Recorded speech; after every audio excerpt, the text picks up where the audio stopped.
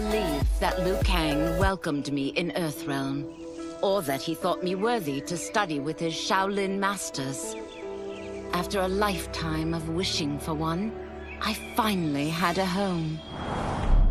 But my joy was tempered as I thought about Serena.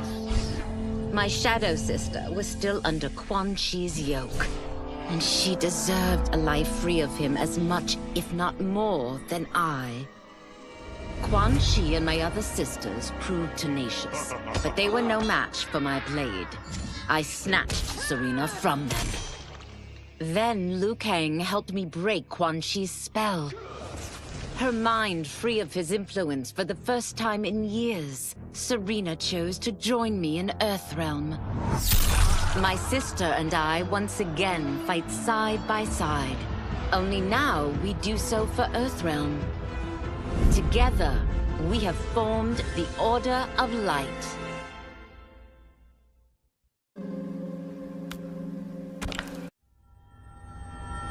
While the regime had changed, little else had. My people still suffered in silence, ignored by the rest of Outworld. Though now I knew Empress Melina's secret, that she was also afflicted with Tarkat. If anyone would help, it would be her. But how to get an audience? Cyrax. He was the Empress's new emissary to the Zaterans. I asked him to introduce us. At great personal risk, he agreed. And as I'd prayed, the Empress was willing to meet. Even better, she would visit the colony. She was shocked to see how we lived. She moved quickly to provide for our care and comfort. Thanks to the Empress and Cyrax, we Tarkatans are no longer pariahs. Until our disease can be cured, that will do.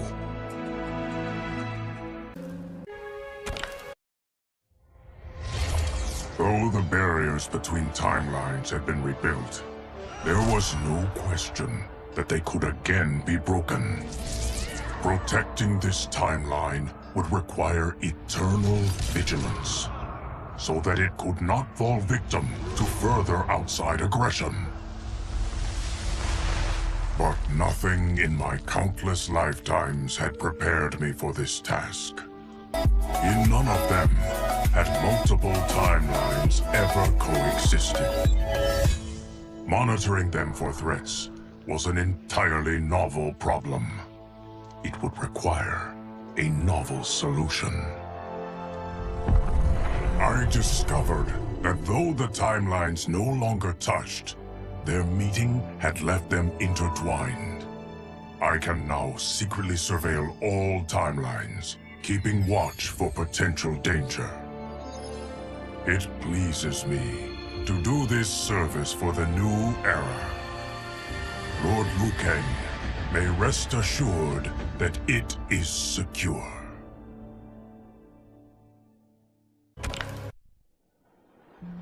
Quanchi's defeat had cost me everything. For months I had furthered his plot, and now I had to start over. Cydo's people were still in chains. That's when Rain approached me. On the run from Empress Melina, he was desperate for help. And though I'd had my fill of sorcerers, this one was different. I agreed to provide him safe haven. He agreed to help topple Cydo's government. And topple it we did. Rain summoned a wave so fast, so powerful, that it crushed the capital. Cydo's fascist rulers were swept away. My people are finally free. They can chart their own course, needing only to follow their own desires. Their lives are now blessed by anarchy.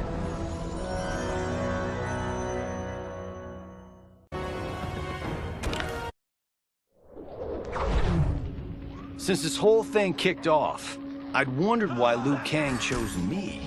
be a champion. I mean, sure, I was killing it as a martial arts star, but it's one thing when it's all for show. It's different when you're playing for keeps. Then Liu Kang let me in on his master plan. He wanted the masses to know about the world beyond them, the one filled with gods and monsters, and he wanted me to tell them about it. But I knew revealing the truth all at once would be too shocking of a plot twist for most. That's why I pitched doing a bunch of stories, to slowly get people used to it. And if there's one thing I can do, besides kick ass in combat, it's build a cinematic universe. I'm serving up movies, streaming series, games, you name it. I like that I'm doing a public service. And it doesn't hurt that I'm making more than a few bucks. It's the kind of synergy that would make any studio mogul proud.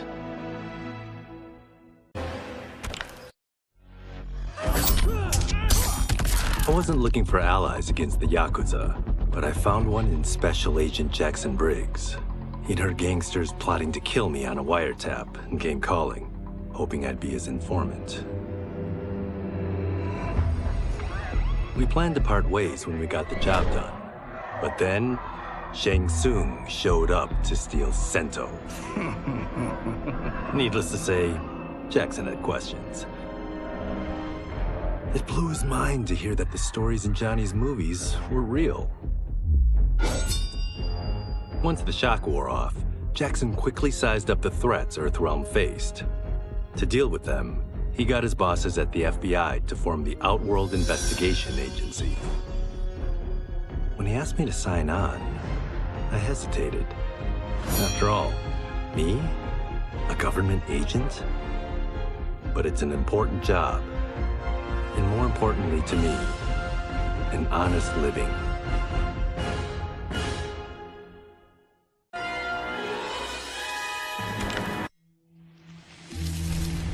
General Shao's revolt left Outworld's armies in tatters.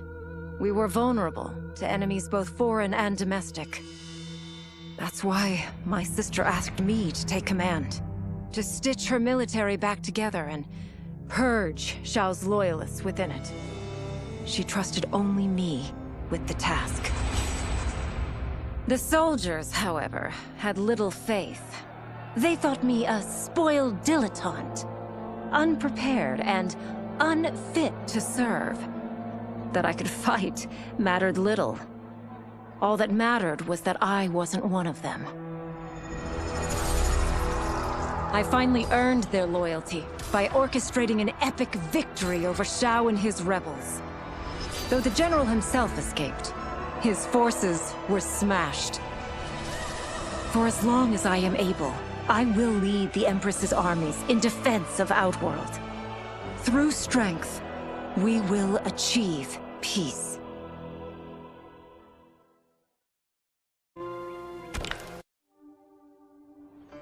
It was inevitable that the Shaolin Masters had me join them. They knew just how much future initiates could learn from me. Shujinko was one of my earliest. His ability to absorb anyone's powers and skills was amazing. With the right training, he could become our greatest champion. I knew that I alone could give it to him. But as his proficiency grew, so did his ego. In love with himself and his power, Shujinko became a threat to the realms. He hadn't learned humility, because I wasn't the one who could teach it. I should have listened to Raiden's warning and not tried to train Shujinko alone. After he was subdued, Shujinko's accumulated abilities and memories were taken from him. He is once again a new initiate, ready to begin his training. This time, Raiden and I train Shujinko together. He will become the champion he is destined to be.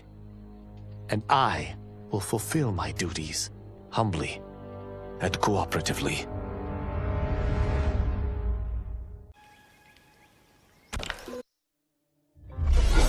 As her reign began, Empress Melina faced many challenges. To meet them, she turned to the people she trusted. Her sister to lead her army, and me to lead her Imperial police. Though I missed Empress Sindel dearly, I was glad my ties with her family had been mended.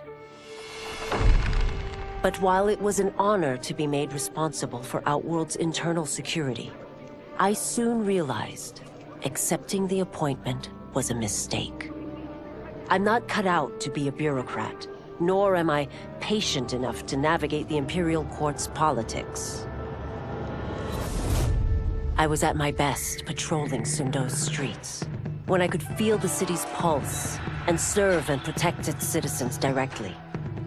That's why I resigned my post and resumed my role as Sundo's first constable. I end each day knowing I've made a difference.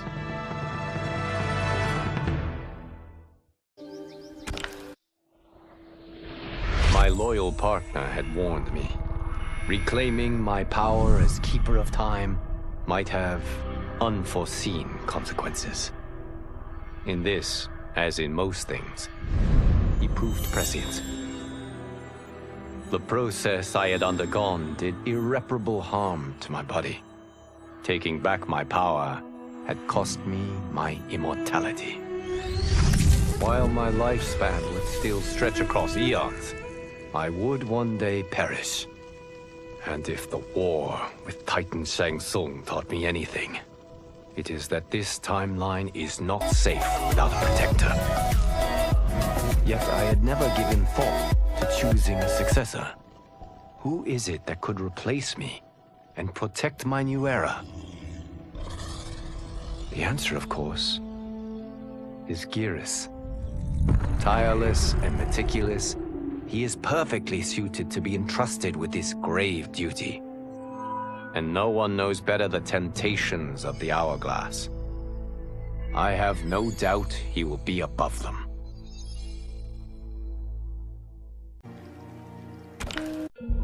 Though worried about how the public might react, I met with Baraka to discuss his Tarkatans.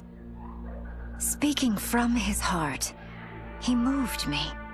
I agreed to visit his colony and see how his people lived. The conditions were atrocious. This was one of my mother's few mistakes. Like all Outworlders, she treated Tarkatans with scorn. What they deserved from us was compassion. And the only way to get it for them was to reveal my affliction. To show all my subjects that even an empress could get Tarkat. The scandal my revelation caused was intense. But with the help of Kitana and Tanya, I emerged from it a stronger empress than ever. My honesty, empathy, and resolve won over my remaining doubters. There is no longer any question that I am fit to lead the Empire.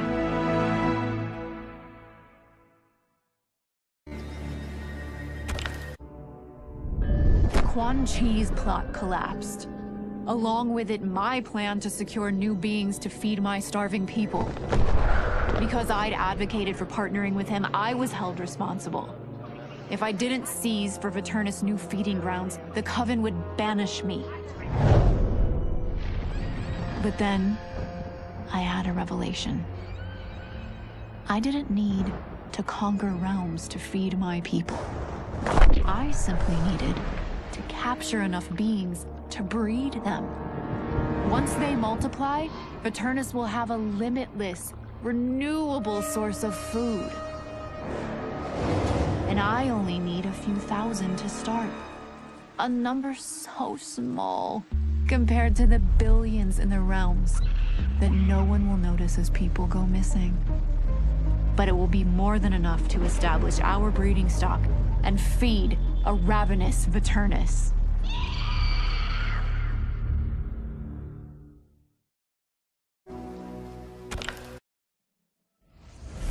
Were it not for my godly counterpart, I would not have survived the battle against Titan Shangtsung. Meeting him, though, raised questions. Why did I replace him in this new era? Why was I made mortal? Lord Liu Kang told me of his Raiden's nobility and righteousness, about his steadfast leadership in the defense of Earthrealm. He also told me about Raiden's dark side, how he could be consumed by rage and cast aside the rules he otherwise lived by. Making me mortal and incapable of such anger was to keep me from following in his footsteps. Though I understood the reasons why, I felt I had been done a disservice. To survive the coming battles, I may need the edge that only great rage can bring. As the Shaolin couldn't aid me, I sought out someone who could. Someone to stoke the fire within me and teach me to master it. For this, I could have no better teacher than the Shirai Ryu's Grand Master.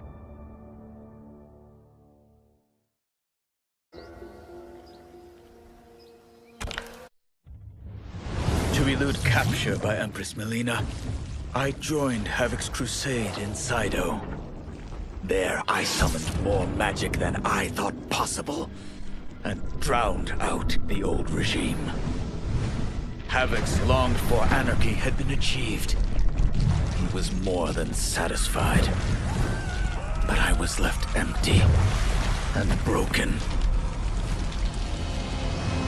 Had I been satisfied as Outworld's High Mage, not let myself be tempted by Shangtsung, a great city would not now lay in ruins.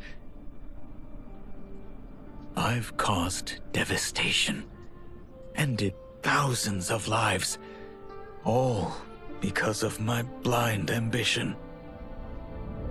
I've betrayed my oath, my sovereign, and my realm. These high crimes merit punishment, and I'll accept whatever the Empress gives me. My only ambition now is to one day be forgiven.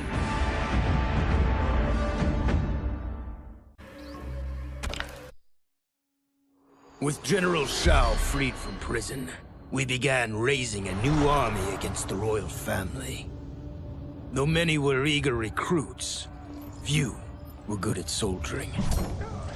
It was so bad, the general was forced to change tactics. He decided that we needed a doomsday weapon. That weapon isn't a thing, though.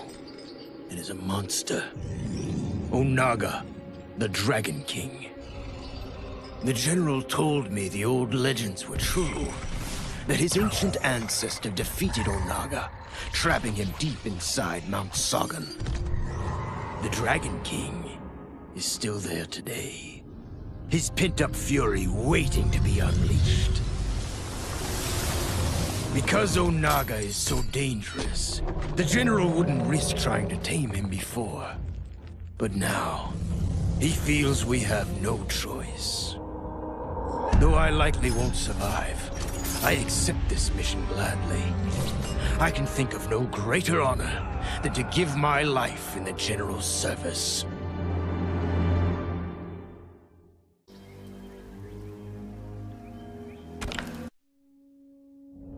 After fleeing Outworld, I hadn't expected to return. But then, I also hadn't expected the new Empress to make me an offer I couldn't refuse.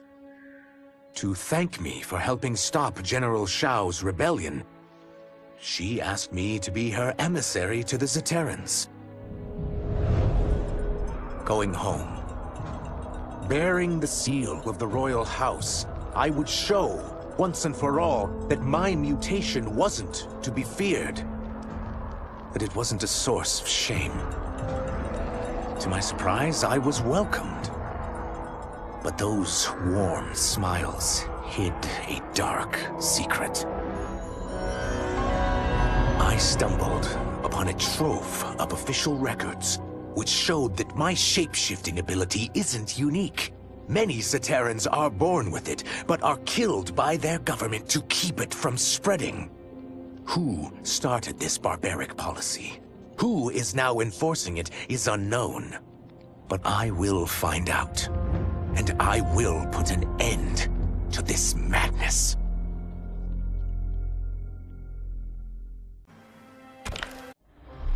No sooner had Titan Shangtsung been defeated than Bihan and his loyalists hunted us down. Outnumbered, we fled to Japan. There, we sought refuge from an old family friend. As children, we played together. But Harumi Shirai was a woman now, the head of her clan. Her strength, beauty, and intellect awed me. Also incensed by Bihan's betrayal, Harumi agreed to help me forge a new clan, one that would stand against him and defend Earthrealm. Her aid proved invaluable, and as time went on, we grew closer. To honor Harumi and pay respects to my new bride, I named the clan after her, calling it the Shirai Ryu. Now the battle against my brother begins in earnest. The Shirai Ryu won't rest until Bihan is defeated and the Lin Kuei's honor restored.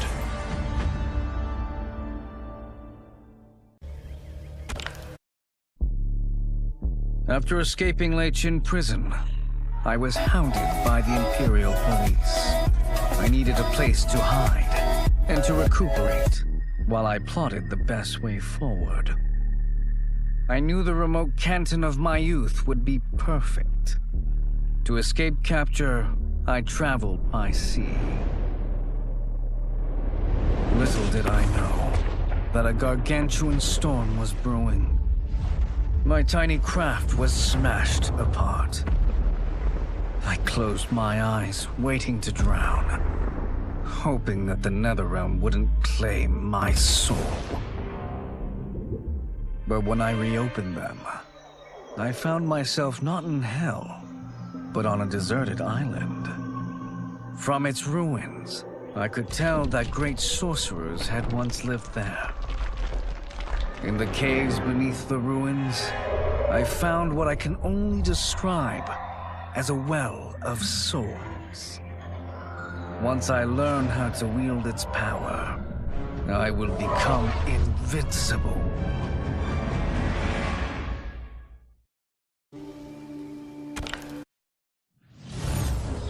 The battle had been lost, but the war isn't over. I won't stop fighting until I take Outworld's throne. That they thought Lei Chin prison would hold me is laughable.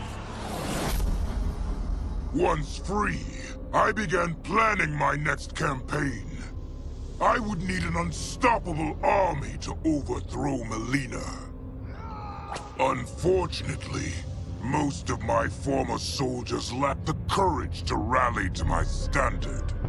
Rebuilding my army would require finding new recruits. And that task is proving easier than expected. Outworld's golden age has left more than a few behind. Without hope, without power, they eagerly heed my call to tear down Melina's government.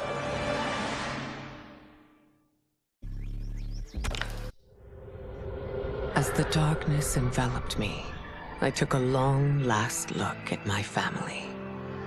I did not expect to see them again until their souls joined mine in the living forest. But miraculously, my beloved husband delivered me from oblivion. Though he couldn't save my body, Jared had preserved my soul. Like him and countless others, I am now a part of Ermac. Yet ours is not a peaceful repose. The collected souls within Ermac have their own needs and agendas. Before we can speak as one, we must first reach consensus. I had thought, as the former rulers of Outworld, I and Jared would hold sway. But here we are, two souls among many thousands, fighting for the right to be heard. And if there is one thing we do well together, it is fight. We will win the right to govern Ermac as we once had governed Outworld. And we will rule for the benefit of all.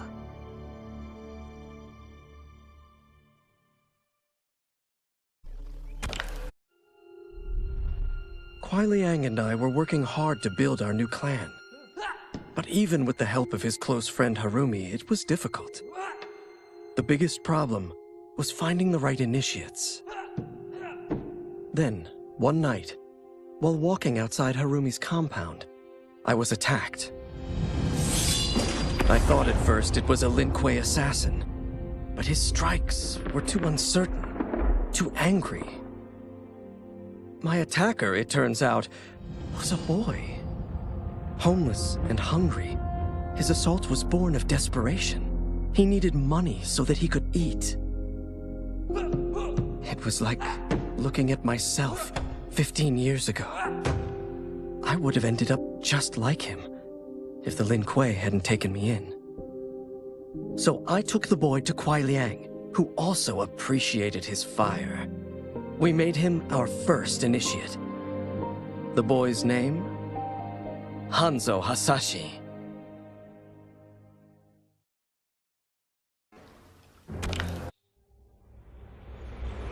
I had broken the Lin Kuei free of Liu Kang's enslavement.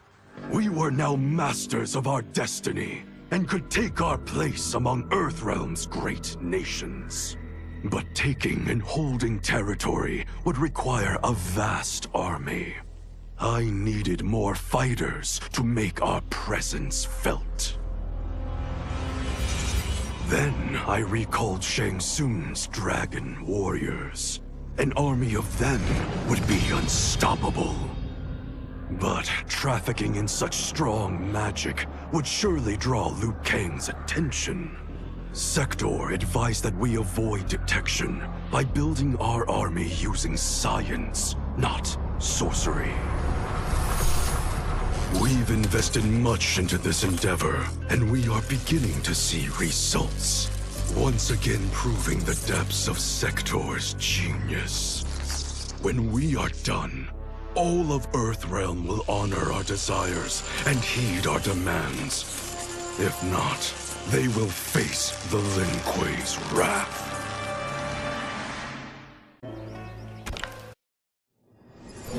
Until recently, I hadn't met Li Mei, but I had heard the stories. How the Umgadi's matron superior blamed her for not preventing Emperor Jared's murder. How she quit in disgrace rather than accept punishment. But those stories didn't fit the woman I now knew. Li Mei would never have been so negligent. Eventually, I uncovered the truth. The failures and mistakes which led to the Emperor's murder, they resulted from poor decisions made by the matron superior themselves. They made Li Mei their scapegoat.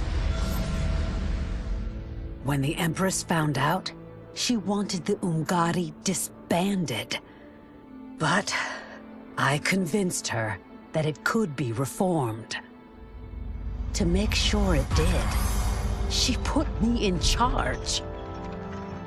I am humbled by this sacred responsibility. The Umgadi, my sisters, they are my life. I will not let them be brought down by the acts of a selfish few. To kill a snake, you cut off its head. Or in the Yakuza's case, its heads. Kenji said I couldn't do it. But he didn't know what I knew.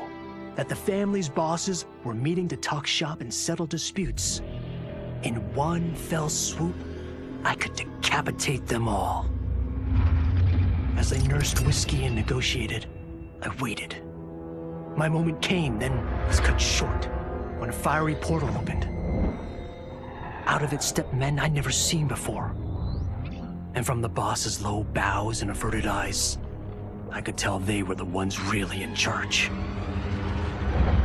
Listening in, I learned they run the Red Dragon, an ancient clan secretly behind all of Earthrealm's crime families. I could crush the Yakuza, but these Red Dragon would simply replace it, probably with something even worse. I'm facing a powerful new enemy in my war on the underworld, one I never saw coming, and I've got to finish them, or die trying. For a moment, Jared took control. We fixed the damage which had allowed him, and reimposed our collective will. But the damage went further than we thought. Without Quanchi's aid, the spell which birthed us would fail. All of our souls would die. We freed the sorcerer from captivity. But after healing us, he betrayed us. He schemed to make us his slave once again. Combat was fierce, yet we persisted, finding strength in the unique abilities of our collective souls. Now we must decide our future path. Reconciling our desires will be difficult, but reconcile them we must. If not, we will be consumed by civil war.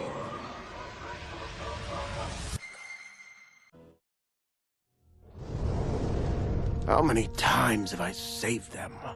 I give and give and give, but no, I laser a few measly innocent bystanders, and suddenly they're all, "What have you done for me lately?" I guess they forgot there's only one true justice in this world. Me. But of course, that was before things got weird. Gotta admit, a portal from another dimension opening up and demons pouring out wasn't how I thought Tuesday was gonna go.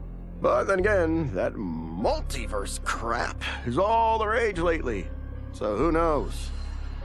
And the same ungrateful crybabies who whined about me lasering a few dozen nobodies, now they beg me to save them.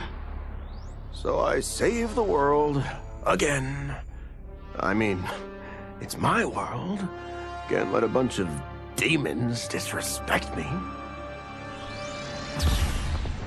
After I finished them off, their portal or whatever was still open, which could only mean one thing: sequel. I went in the damn glowy hole, and what did I discover? Another realm, with a tournament where gods and monsters fight to the death. It was like Votland, but just for me. Honestly, I only wish I had known about this place sooner, because I've had the time of my life. Desperate to avoid defeat, Titan Shangtsung had stolen me from my timeline to set me against Liu Kang. He assumed a Viltrumite would shift combat in his favor. Shangtsung was right, of course, but he was blinded by ambition and failed to consider that my only true loyalty is to the Viltrum Empire. In my home timeline, my mission to pacify Earth for Viltrum had been left incomplete. I thought I could redeem myself by delivering this new timeline. New realms, new species, all ours for the taking. For a few years, annexing realms satisfied the Empire's hunger for conquest. But my people have excellent memory. I knew sooner or later we would return to our own timeline, to Earth. to finish my original mission. I only hope my son has had time enough to prepare. Project Starfish? Project Butterfly? Crazy town. Both of them. But neither was as fucked up as Project Magician. I was way over my head with Eclipse. I mean, the dude's a goddamn god. Somehow, though, I got his back to the wall. Freaked him out so bad, he cast a spell that sent me here. I guess he thought sending me here would finish me? But I tell you, I feel like I've come home. This place needs peace. Bad. And like me, folks here will do whatever it takes to get it. So bring on Shao, Reiko, and those dickhead sorcerers. I'll drop them all first chance I get.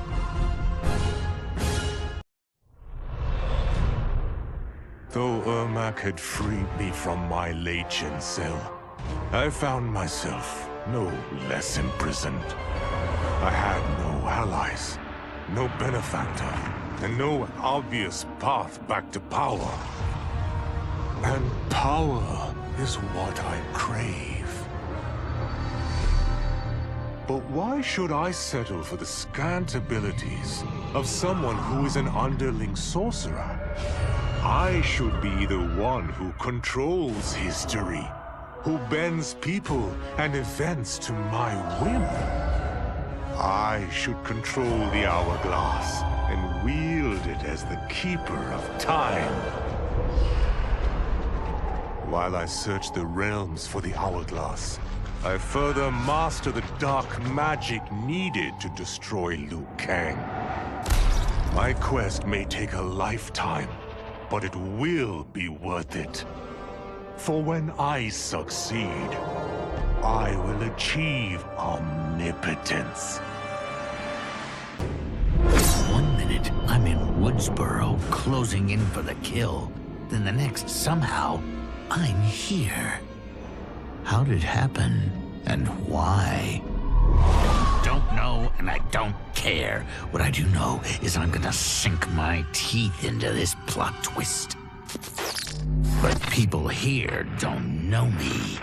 And if I'm gonna relish making mayhem, I need 'em fucking scared. Live streaming some kills will do the trick. The shredded flesh and splattered blood will go viral. And that's when the fun really begins. I can't wait to start stacking bodies, to see the eyes go dark as they die. I do this right, someone will want to turn it into a video game. And they say I'm a psycho. From the time he encountered the mysterious Yorg Kosha, my master has known other worlds and other planes exist. Long has he dreamed of visiting them and availing himself of their pleasures. So when he learned that one of these worlds faced an unimaginable evil, he did not hesitate to heed its call for aid. But even his wildest imaginings could not prepare him for these gigantic, hideous beasts. If not annihilated, they would consume this world. And after that, fill their bellies with ours. Pleased with his new allies, and eager for the adventure this new world afforded, Conan chose to stay here once the battle was won. Many wars did he fight. Honor and fear were heaped upon his name. In time, it became legend.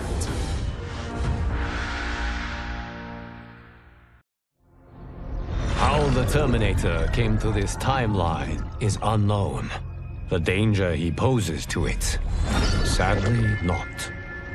As he began his murderous rampage, All in the realms stood horrified.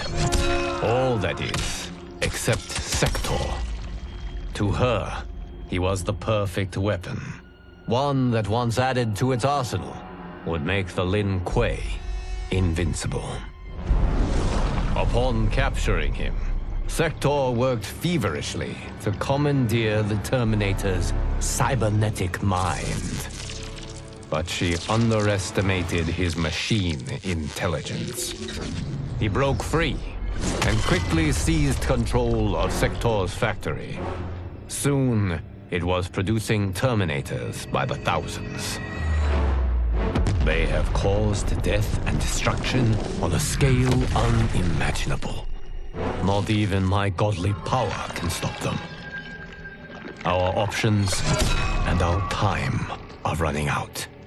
If we cannot soon find an answer, this timeline's flesh and blood beings will be obliterated. As I regained consciousness, I regained my memories. My transformation into a creature of chaos. My defeat of Titan Havoc. And my failed confrontation of Liu Kang. Sektor was obsessed with finding the means to purge my soul of Titan Havoc's corruption. She was shocked when I told her she should do no such thing. Infusing my soul with chaos did not damage me. It enriched me. By embracing randomness and chance, I have unlocked vast new powers. My combat is less predictable, more formidable, and radically more lethal. Titan Havoc gave me these gifts to use in fomenting his chaos. Instead, I will use them to fight for the Lin Kuei. Kang, the Shaolin, my brother and his clan, will yield in terror when confronted by my perfection. Though Kuai Liang had accepted me as a Shirai Ryu, many of his warriors could not. The bloodshed at the wedding had left many injured and scarred. Their hearts understandably simmered in bitterness. It boiled over one day as we trained. A push became a shove, and suddenly I was fighting for my life. After he intervened, Kuai Liang banished the instigators. It made me ill, how my presence was disrupting the clan. It was no way to repay Kuai Liang's mercy. So, I offered to resign, and asked for those who attacked me to be reinstated. But instead of ending my time with the Shirai Ryu, my gesture heralded a new beginning. It gave those still resentful of me pause, enough for them to permit me a fair chance to prove myself. Given the circumstances, it is all I can ask. Though I had returned to the temple after Titan Havoc's defeat, I remained livid. Livid with Bihan's foolishness, Kuai Liang's betrayal, and Cyrax's defection to his Shirai Ryu. So when Quanchi arrived to parley, offering to eliminate the upstart clan, I listened. For his services, Quanchi asked that I retrieve an amulet that was locked away in the Temple of the Elements. No small task, given its wards and guardians. The one worth undertaking, if it would finish the Lin Kuei's rivals.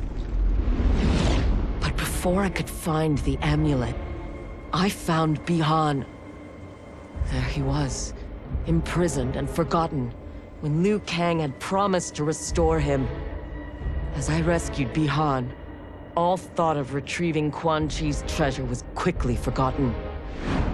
I will never forgive Liu Kang for this betrayal. That he is a god will not stop me from seeking vengeance.